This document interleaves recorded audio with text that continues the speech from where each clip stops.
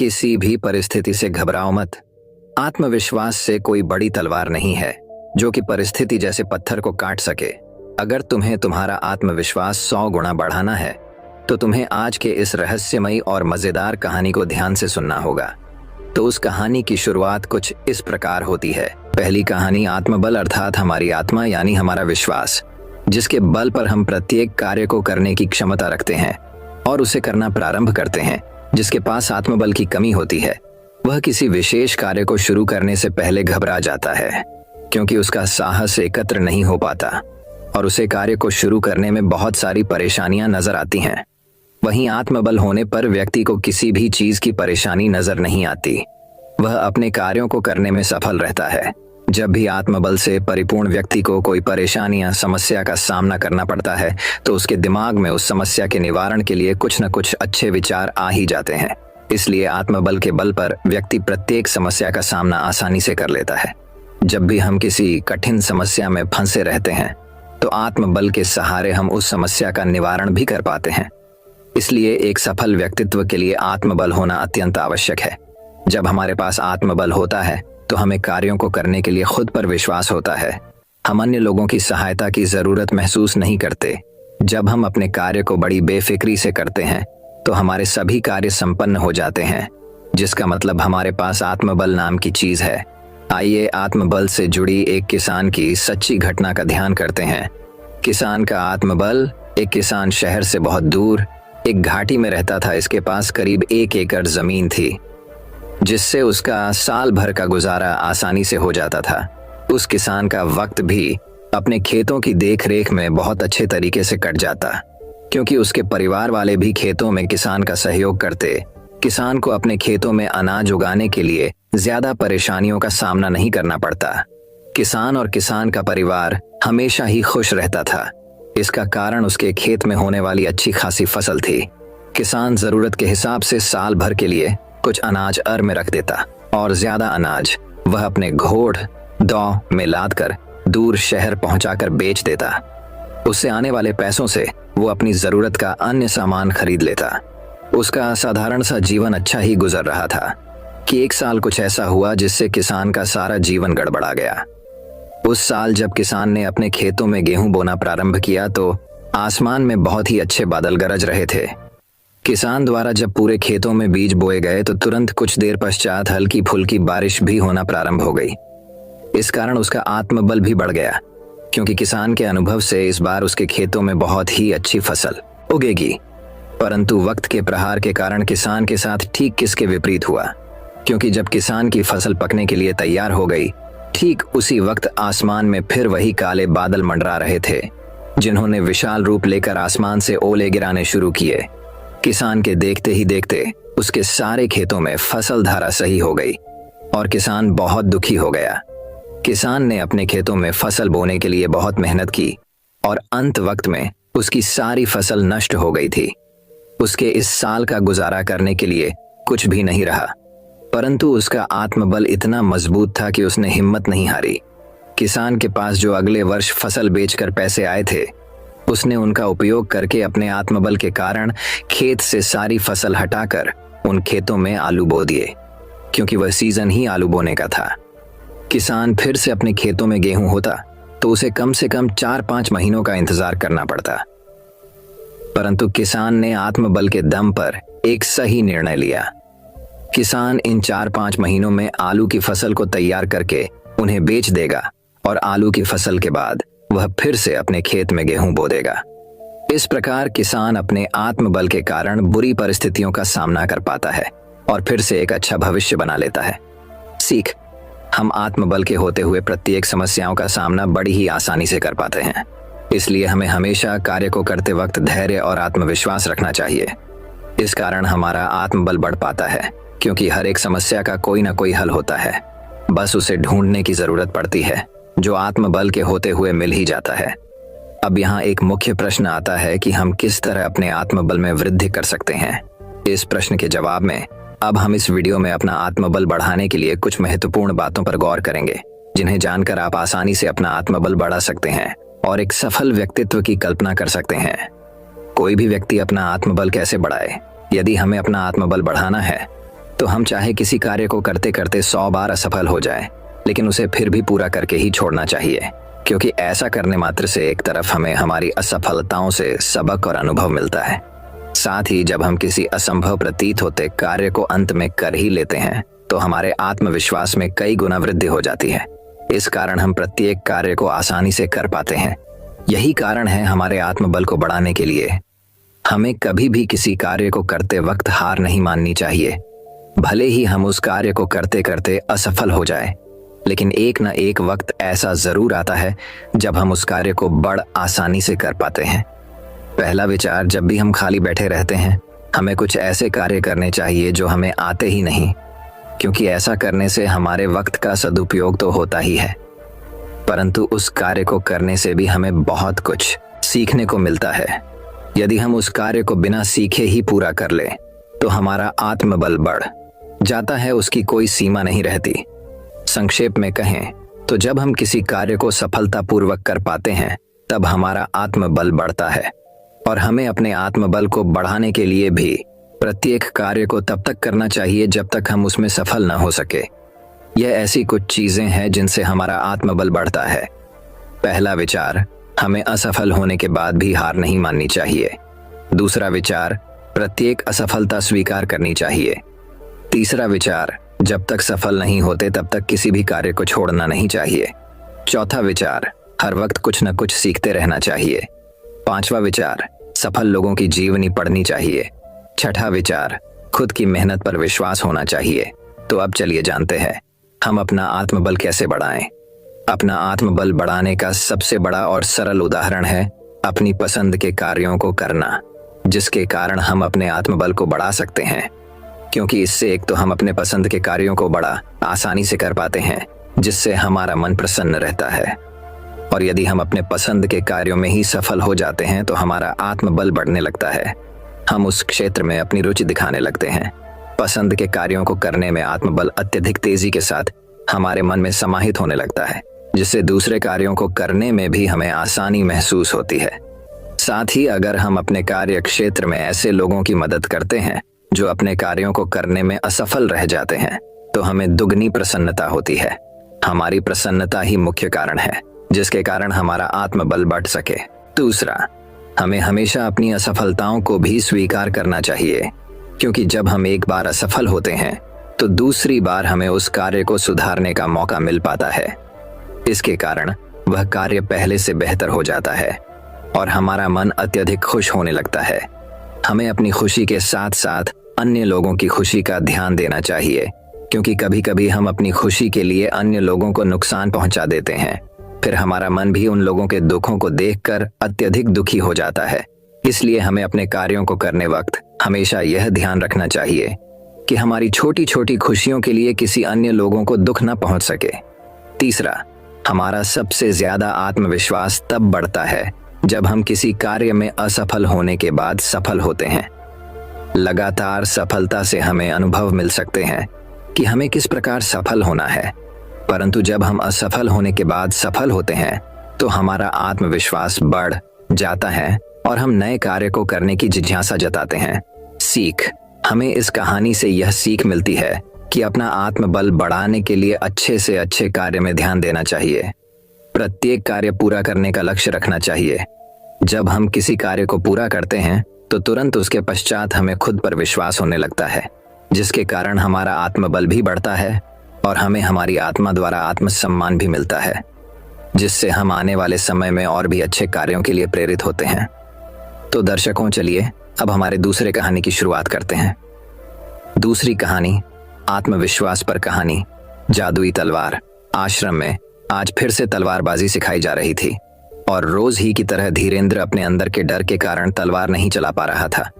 गुरुजी ने उसे बहुत बार समझाया कि जब तक वह अपने अंदर के डर को बाहर नहीं निकाल देता तब तक वह तलवारबाजी नहीं कर सकता। लेकिन क्या स्वभाव बदलना इतना ही आसान होता है? ऐसा नहीं था कि वह तलवारबाजी जानता नहीं था। गुरुजी ने उसे खुद देखा था। जब वो अकेले में अभ्यास कर रहा था, बहुत ही बढ़िया ढंग से तलवार चला रहा था, लेकिन जैसे ही किसी से मुकाबला करवाया जाता वह तलवार न चला पाता। धीरेंद्र अपने गुरु का बहुत प्यारा शिष्य था। इसका कारण यह था कि वह हर काम में आगे था। बस अगर उसमें कोई कमी थी तो वो ये कि वह अब तक मुकाबले में तलवार चलानी नहीं सीख पाया था। जब भी वह तलवार चलानी सीखने जाता तब तब सामने वाले के हाथों में तलवार देखकर उसके पसीने छूट जाते, उसके हाथ कांपने लगते। एक दिन गुरुजी ने धीरेंद्र को अकेले में अपनी कुटिया में बुलाया और बोले, मैंने बहुत प्रयास किया कि तुम तलवार चलानी सीख लो, लेकिन तुम अपने भय को अपने अंदर से निकाल नहीं पा रहे हो गुरुदेव। मैं खुद नहीं समझ पा रहा हूं कि ऐसा क्यों होता है। सामने वाले के हाथों में तलवार देख मुझे ऐसा लगता है जैसे वो अभी मेरा सर ढड्डी से अलग कर देगा। धीरेंद्र ने अपनी समस्या बताते हुए गुरुजी से कहा, मुझे पता है धीरेंद्र, इसीलिए आज मैंने एक बहुत बड़ा फैसला लिया है। इतना कहते हुए उन्होंने एक तलवार उठाई और धीरेंद्र को दिखाते हुए बोले, ये जादुई तलवार है जो मुझे मेरे गुरुदेव ने दी थी। इस तलवार को चलाने वाला कभी भी हारता नहीं है। तुम मेरे प्रिय शिष्य हो, इसलिए आज मैं यह तलवार तुम्हें सौंप रहा हूँ। आशा करता हूँ ये तुम्हारे काम आएगी। गुरुजी धीरेंद्र को तलवार दे देते हैं और ये बात पूरे आश्रम में फैल जाती है कि गुरुदेव ने धीरेंद्र को जादुई तलवार दी है। अगले दिन जब धीरेंद्र वह जादुई तलवार लेकर अभ्यास करने जाता है तो सब देखकर हैरान रह जाते हैं। यह धीरेंद्र पुराना धीरेंद्र नहीं था, उसके अंदर आज एक अलग ही जोश था। ऐसा लग रहा था मानो कोई नौसिखिया नहीं बल्कि कोई हुनरबाज तलवार चला रहा हो। कारण सब जानते थे, आज धीरेंद्र के पास जादुई तलवार जो थी। धीरेंद्र एक पल के लिए घबराया जरूर था, लेकिन उसे गुरु की बात याद आ गई कि इस तलवार को चलने वाला कभी हारता नहीं। अभ्यास समाप्त हुआ, फिर भी सब शांत ही खड्डे थे। आज तुम्हारी मेहनत रंग लाई। सबसे आगे खड्डे गुरुजी ने धीरेंद्र की प्रशंसा करते हुए कहा, लेकिन गुरुदेव कमाल तो जादुई तलवार का था जो आपने धीरेंद्र को दी है। गुरुजी को रोकते हुए वहां खड्डे शिष्यों में से एक ने कहा, जादुई तलवार? कौन सी जादुई तलवार? ये कोई जादुई तलवार नहीं है। हाँ, ये मैंने दी जरूर है, लेकिन इसमें कोई जादू नहीं है। अगर आज कोई जादू हुआ है तो वो है धीरेंद्र के अंदर से डर का छू मंत्र होना। क्या मतलब ये कि ये तलवार प्राप्त कर धीरेंद्र को यह लगने लगा कि यह जादुई तलवार है, लेकिन ऐसा कुछ था ही नहीं। धीरेंद्र ने बस मेरे बोले गए शब्दों पर विश्वास किया, और अगर सच्चाई देखी जाए तो जादू तलवार में नहीं, मेरे शब्दों में था, जिसने धीरेंद्र को भयमुक्त बना दिया। अब असली बात सबको समझ आ गई थी। तो दोस्तों, इसी तरह हमारे जीवन में भी अगर कोई जादू होता है तो हमारे अंदर ही होता है, हमारे शब्दों में होता है। कई बार हमारे शब्द ही किसी का जीवन बदल देते हैं। हमारे शब्द किसी निराश व्यक्ति में जीने का एक नया विश्वास भर सकते हैं। यदि आज जरूरत है तो बस दूसरों को वो जादुई तलवार थमाने की, जिससे वो अपनी समस्याओं को दूर कर जीवन में आगे बढ़ सकें। वो जादुई तलवार और कुछ नहीं बल्कि आपके शब्द ही हैं, जो किसी का आत्मविश्वास बढ़ाकर उससे वो भी करवा सकते हैं जो लोगों को असंभव लगता है। ये आत्मविश्वास पर कहानी आपको कैसी लगी? अपने विचार हमें कमेंट बॉक्स के माध्यम से जरूर बताएं। तो दर्शकों, चलिए अब हमारे तीसरी कहानी की शुरुआत करते हैं। तीसरी कहानी, पुराने समय में एक राजा के पड़ोसी राज्य उसका राजपाट हड़पना चाहते थे। इसके लिए शत्रु राज्यों ने राजा के दूसरे शत्रुओं को अपने साथ मिला लिया और आक्रमण करने के लिए सेनाएं बुला ली। सभी शत्रु एक साथ आ गए थे, इस कारण इनकी सेना बहुत बड़ी हो गई थी। जब ये बात राजा को मालूम हुई तो वह घबरा गया। राजा तुरंत ही अपने सेनापति के पास पहुंचा। सेनापति भी डरा हुआ था। सेनापति ने जब शत्रुओं की सेना के बारे में सुना तो उसने राजा से कहा कि अब हमारी हार तय है। शत्रुओं की संख्या काफी अधिक है, हमारी सेना इनका सामना नहीं कर पाएगी। हमें पहले ही हार मान लेनी चाहिए। ऐसा करने से सभी के प्राण बच जाएंगे। ये बातें सुनकर राजा की चिंता और बढ़ गई। वह तुरंत ही अपने गुरु के पास पहुंचा। गुरु बहुत विद्वान संत थे। राजा ने गुरु को पूरी बात बताई। संत बोले कि राजन, सबसे पहले तो उस सेनापति को कारागार में डाल देना चाहिए। सेनापति का काम होता है सेना का उत्साह बढ़ाए, लेकिन ये तो सेना का मनोबल ही कमजोर कर रहा है। राजा ने पूछा कि अगर हम सेनापति को जेल में डाल देंगे तो सेनापति किसे बनाएंगे? गुरु ने कहा कि तुम्हारी सेना का प्रतिनिधित्व मैं करूंगा, यानी अब से मैं सेनापति। ये सुनकर राजा को समझ नहीं आया कि क्या करे और क्या न करे, लेकिन गुरु की बात मानने के अलावा कोई और उपाय नहीं था। राजा ने संत की बात मानकर सेनापति को पद से हटा दिया। संत सेना के सामने पहुंचे और सेना को लेकर युद्ध लड़ने के लिए चल दिए। रास्ते में एक मंदिर आया तो संत ने कहा कि कुछ देर रुको, मैं भगवान से पूछकर आता हूँ। हमें इस युद्ध में जीत मिलेगी या नहीं। ये बात सुनकर सेना हैरान थी कि पत्थर की मूर्ति भला कैसे जवाब देगी, लेकिन संत के बारे में सभी जानते थे कि ये वर्षों से पूजा पाठ कर रहे हैं, तो संभव है कि भगवान से इनकी बातचीत होती होगी। कुछ देर बाद संत वापस आए और उन्होंने सेना से कहा कि भगवान ने कहा है, अगर आज रात मंदिर में रोशनी दिखाई दे तो समझ लेना कि जीत तुम्हारी सेना की होगी। उस समय शाम होने वाली थी। पूरी सेना रात होने की प्रतीक्षा करने लगी। जब अंधेरा होने लगा तो सभी सैनिकों ने देखा कि मंदिर में रोशनी हो रही है। ये देखते ही पूरी सेना का मनोबल बढ़ गया और सभी कहने लगे कि भगवान भी हमारे साथ है, जीत हमारी ही होगी। अगले दिन पूरे मनोबल के साथ सेना शत्रुओं पर टूट पड़ी। कुछ ही दिनों में शत्रुओं की सेना की हालत बहुत ज्यादा खराब हो गई। कुछ सैनिक मैदान छोड़कर भाग गए और कुछ ने आत्मसमर्पण कर दिया। इस तरह राजा की सेना युद्ध जीत गई। युद्ध जीतने के बाद सेना अपने राज्य लौट रही थी तो रास्ते में वही मंदिर वापस आया। संत ने सैनिकों को बताया कि उस दिन मैंने यहाँ एक दीपक जलाया। दिन होने की वजह से दीपक की रोशनी दिखाई नहीं दी, लेकिन अंधेरा होने पर दीपक की रोशनी दिखने लगी तो आप सभी का मनोबल बढ़ गया और इसी मनोबल से हमें जीत मिली है। सीख, मन में उत्साह रहेगा तो कोई काम मुश्किल नहीं है। बड़े बड़े काम भी मनोबल के साथ करने पर सफल हो सकते हैं। इसीलिए हमेशा सकारात्मक रहें और नकारात्मक विचारों से बचें। तो दर्शकों, चलिए अब हमारे चौथे कहानी की शुरुआत करते हैं। चौथी कहानी, खतरा हमारी छिपी हुई हिम्मत की कुंजी है। खतरे में हम भय की सीमाओं से आगे बढ़ जाते हैं। आत्मविश्वास ही मनुष्य का सबसे विश्वसनीय मित्र है। गैलीलो झील के किनारे भीड़ लगी हुई थी। उस दिन मौसम कुछ ठीक नहीं था। कौन जाने तूफान कब आ जाए, इसलिए सभी यात्रियों में पार जाने के लिए आपाधापी मची थी। ज्यादातर लोग डरे सहमे से नाव में बैठे थे। अभी नावें झील के बीचों बीच ही पहुंच पाई थी कि अचानक तूफान जा गया। भयभीत लोगों के प्राण कंठ में आ गए। कितने ही भगवान से पार लगाने की दुआ मांगने लगे, पर ऐसा लगता था कि जैसे तूफान उनके इस कार्य से और क्रोधित हो उठा हो।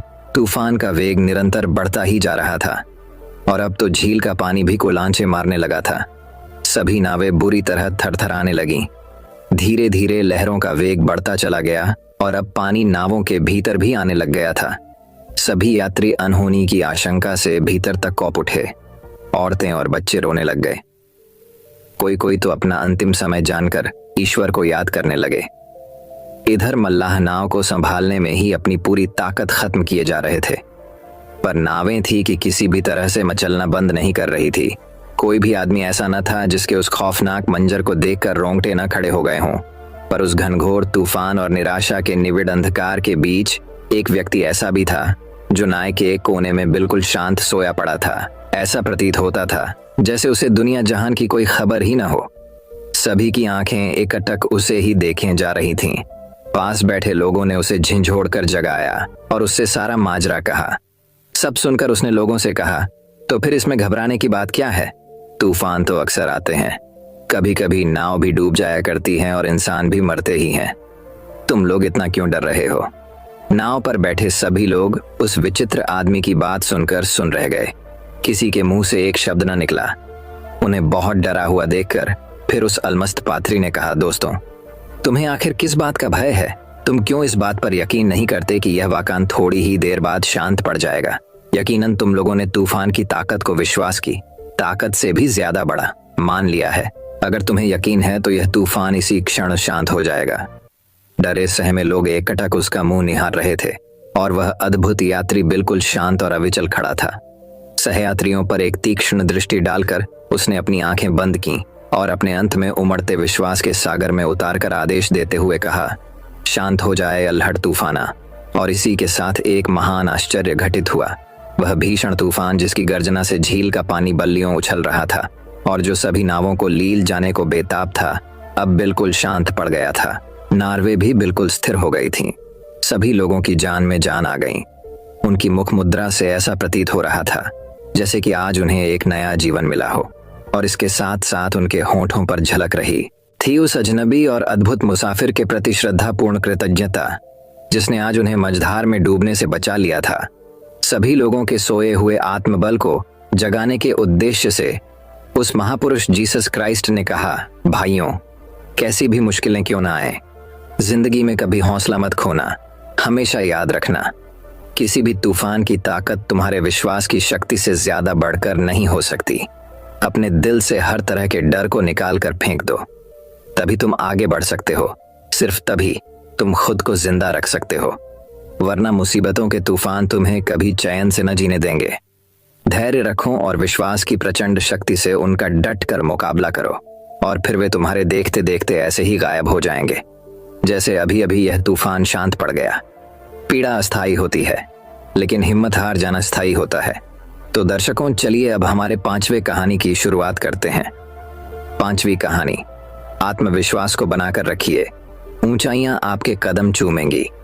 संत ने युवक से कहा कि तुम्हें नौकरी भी मिल जाएगी और तुम सफल भी हो जाओगे। इसके लिए तुम्हें निराश होने की जरूरत नहीं, बल्कि और मेहनत करने की जरूरत है।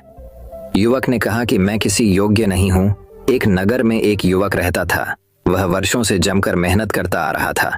कई वर्ष बीत गए, लेकिन युवक को सफलता नहीं मिली। इसी वजह से काफी निराश रहने लगा था। असफलता की वजह से नकारात्मक विचारों ने उसे अपने गिरफ्त में ले लिया। वह अपने जीवन से इस कदर निराश हो गया कि आत्महत्या करने का विचार बना लिया। वह आत्महत्या करने के लिए जंगल जा रहा था। जंगल में अचानक से उसकी मुलाकात एक संत से हुई। संत ने युवक से पूछा कि तुम इस घनघोर जंगल में क्या कर रहे हो? युवक ने जवाब दिया कि मैं अपने जीवन में संघर्ष कर कर के थक चुका हूँ, मैं आत्महत्या करने जा रहा हूँ। संत ने पूछा, तुम कितने दिनों से संघर्ष कर रहे हो? युवक ने जवाब दिया कि मुझे सालों के संघर्ष के बावजूद भी नौकरी नहीं मिली। संत ने युवक से कहा कि तुम्हें नौकरी भी मिल जाएगी और तुम सफल भी हो जाओगे। इसके लिए तुम्हें निराश होने की जरूरत नहीं, बल्कि और मेहनत करने की जरूरत है। युवक ने कहा कि मैं किसी योग्य नहीं हूं, मुझसे अब जिंदगी में कुछ भी नहीं हो सकता है। संत ने युवक की निराशा को देखकर उसे एक कहानी सुनाई। कहानी कुछ इस तरह है। एक बार एक बच्चे ने 2 पौधों को लगाया, एक बांस और एक नागफनी का पौधा लगाया। नागफनी में जल्द ही पत्तियां आ गईं, लेकिन 1 साल गुजर जाने के बाद भी बांस में कुछ नहीं हुआ। नागफनी का पौधा अब बहुत बढ़ गया था। बच्चे को बांस का पौधा देखकर निराशा हुई। तीसरे और चौथे साल भी बांस के पौधे में कुछ नहीं हुआ।